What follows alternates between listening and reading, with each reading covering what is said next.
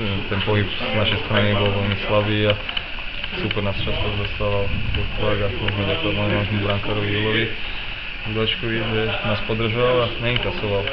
Paradoxne potom v tej tretej tretine sa to zlomilo jedným gólom a za 49 sekúnd sme dokázali otočiť ten zápas. Treba povedať, že tie dve tretiny to bol diametrálne odlišný výkon z vašej strany ako včera a asi nebudeme ďaleko od pravdy, ak povieme, že Kamzici boli lepším tímom. Tak, neviem, to vyvracať, miestami určite boli lepším tímom a my sme ich nevedeli dostať potok, nevedeli sme si nejak vytvoriť šancu a sme radi, že sme to dokázali vyhrať ten zápas a určite je to vydreté víťazstvo, aj také v týchto sériách sú a o to sme radšej, že nebol to náš optimálny výkon, ale vyhrali sme. Ty si taký, povedal by som, pravidelný strelec proti Popradu, čím to je?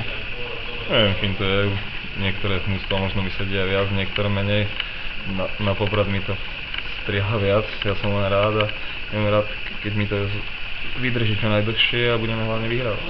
Prvé dva zápasy teda máte za sebou, v tom prvom ste inkasovali 1 gól, dnes ani 1 gól, pomohli ste Julovi k ďalšiemu cennému shoutoutu? Ja určite niekedy sme mu pomohli, ale veľakrát si pomohol sám a vlastne pomohol on nám vynikajúcimi výkonmi a sme radi, že sme potvrdili tú úlohu domáceho prostredia a že sme boli do zápasu dokázali vyhrať.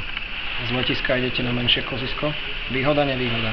Neviem, to uvidíme tam, určite bude viac dynamickejšie, viac tých osobných súbojov tam bude a domáci budú hnaní aj ich fanúšikmi, ktorí sú určite úžasní a my sa na to veľmi dobre pripravíme a ideme tam s cieľom vyhrať tento zápas.